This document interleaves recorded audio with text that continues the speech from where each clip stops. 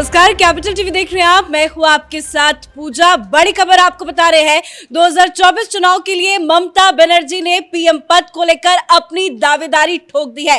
दरअसल टीएमसी सांसद शताब्दी रॉय का एक बड़ा बयान सामने आया। उन्होंने कहा है कि 2024 लोकसभा चुनाव के लिए ममता बनर्जी को ही पीएम पद का दावेदार बनाया जाए। तो कांग्रेस पीछे हटी तो टीएमसी ने अपना दावा ठोक दिया है। इस बड़ी खबर पर मेरे साथ न्यूज रूम से जुड़े हुए हैं कैपिटल टीवी के editor in chief doctor Manish Kumar. Congress पीछे हटी तो टीएमसी ने अपना दावा ठोक दिया। क्या वाकई ममता बनर्जी के नाम पे मोहर लगेगी?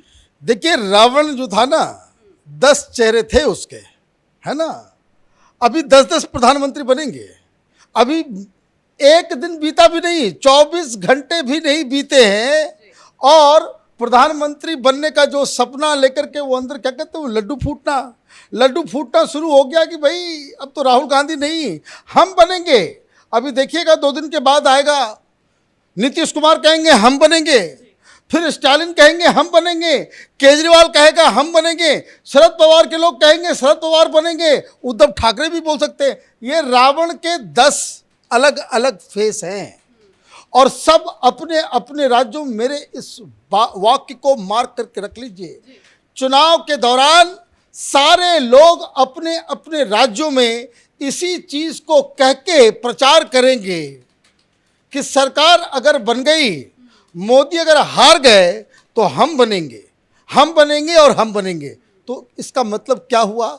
ये नाम रख देने से एक गठबंधन का नियत, नीति और उनकी मंशा नहीं बदलती। ये सब एक दूसरे के पीठ में छुरी भोंकने का काम करेंगे। अब क्या हुआ मसला? अभी ये सारा कुछ तय हो गया कि पीएम फेस के ऊपर कोई चर्चा नहीं हुआ, कुछ नहीं हुआ। ये शताब्दी रॉय के बारे में कहा जाता है ममता बनर्जी की बहुत ही क्लोज।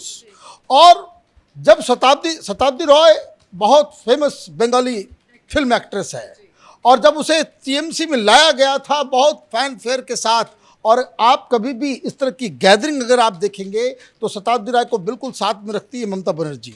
तो ममता बनर्जी कि ये स्पोक्स पर्सन, भाई आप ये भी समझ लीजिए, कोई चीज़ इस तरह से प्लांट करना, ये ममता बनर्जी, केजरीवाल, नीतीश कुमार ये सब जानते हैं।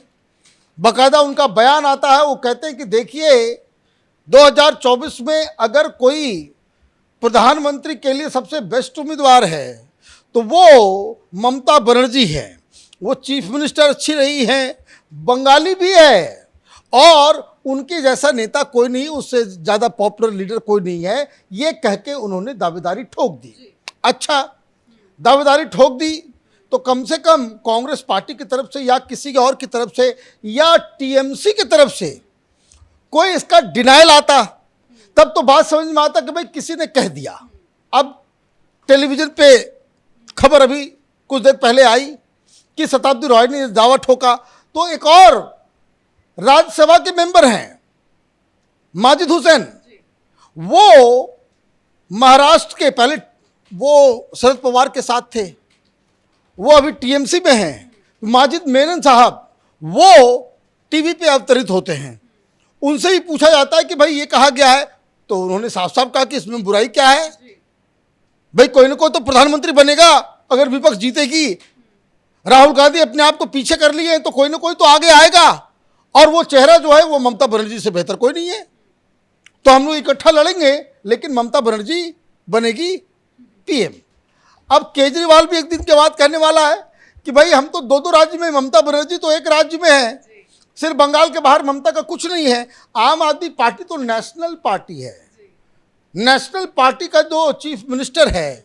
तो ये सारी चीज़ें इसलिए हो रही हैं क्योंकि कल जो बैठक हुई, उस बैठक में जब ये बातचीत शुरू हुई कि भाई कौन प्रधानमंत्री का उम्मीदवार होगा, तो आप देखिए इन लोगों ने देश की जनता को समझ रखा है बेवकूफ़।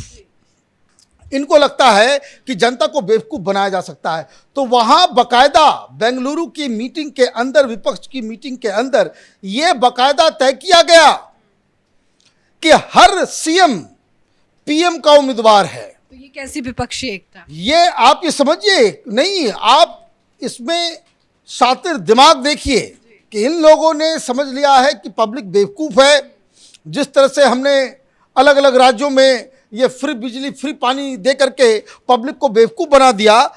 लोकसभा चुनाव में भी यही बेवकूफ़ी बना करके हमको वोट पैदा करना है, सीटें जीतनी है। हम ये कहेंगे जाके कि अलग अलग राज्यों में जो सीएम है, जैसे स्टालिन प्रचार करेंगे अपने तमिलनाडु में, भाई स्टालिन तो आकर के बिहार में प्रचार नहीं करेंगे, और उनके प्रचार करने से क्या होगा, 5 वोट भी इधर से कोई इन्फ्लुएंस नहीं है।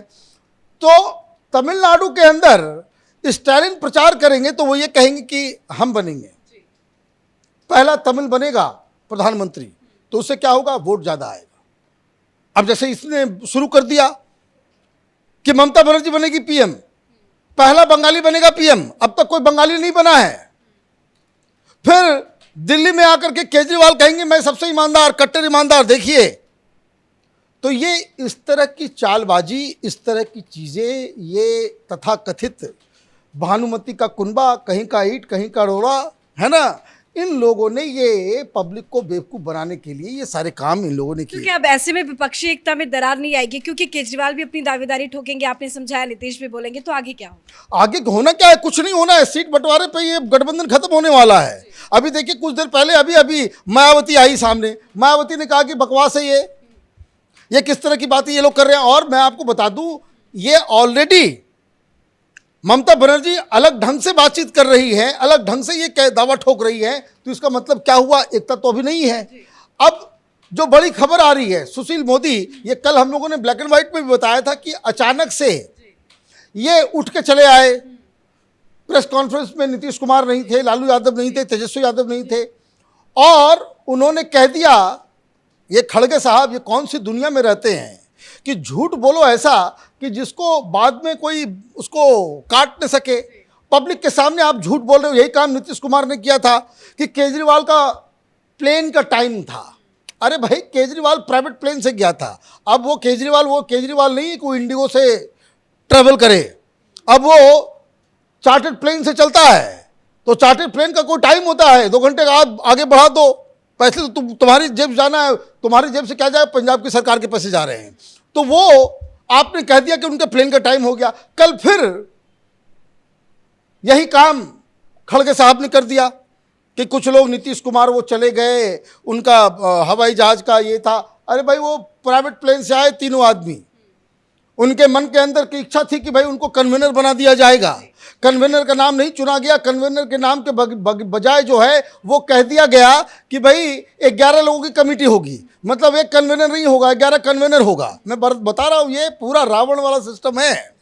कई सारे चेहरे, कई सारे मुंह, और सब अलग अलग तरीके से बातचीत करेंगे। अब उनको कन्वेनर नहीं बनाया गया। देखिए वहाँ पे बिल्कुल मातम छाया हुआ है कि अब क्या होगा।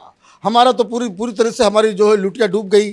हमने ही सबको इकट्ठा किया और कांग्रेस पार्टी सब कुछ जो है हथिया ली। तो ये एक अलग मसला आ रहा है। अब इसमें एक और जो बड़ी समस्या जो सुनने में आ रहा है कि नीतीश कुमार ने ये कहा था कि कोई हिंदी नाम रखा जाए, रिजेक्ट हो गया। रिजेक्ट इसलिए हो गया क्योंकि लोगों को लगा कि नहीं भाई, फिर ये तो अब ये कैसी, माने ये इंडिया कर रहे हैं, ऐसा इंडिया जिसमें हिंदी नहीं होगा, ऐसा इंडिया जिसमें कोई हिंदुत्व नहीं होगा, ऐसा इंडिया जिसमें जो है वो टुकड़े टुकड़े गैंग होंगे, ऐसा इंडिया जिसमें उस तरह की पार्टियां होंगी जो ये कहती हैं, बाकायदा स्टेटेड पोजीशन है कि कश्मीर को पाकिस्तान को दे दो, कश्मीर को अलग कर दो। इस तरह के लोग हैं इस तथाकथित इंडिया गठबंधन के अंदर। तो ये तमाशा जो है, मुझे लग रहा है कि बहुत जल्दी ही गुब्बारा जो है उसमें वो फूट गया। ममता बनर्जी आगे आ गई, दावा ठोक दी। अब देखिए शाम तक में कौन से लोग सामने आते हैं और दावा ठोकते हैं। धन्यवाद अपडेट के लिए। तो 2024 का चुनाव एनडीए और इंडिया के बीच में होने वाला है। कल ही नाम पे मुहर लगी है, लेकिन उसके पहले कल जो विपक्षी एकता की बैठक हुई थी उसमें कांग्रेस पार्टी ने कहा था कि उसकी पीएम उम्मीदवारी में कोई दिलचस्पी नहीं है, पर आज टीएमसी की तरफ से पीएम उम्मीदवारी को लेकर दावा ठोक दिया गया है। इस बड़ी खबर में मेरे साथ फिलहाल इतना ही। कैमरा पर्सन अशोक के साथ मैं पूजा, कैपिटल टीवी।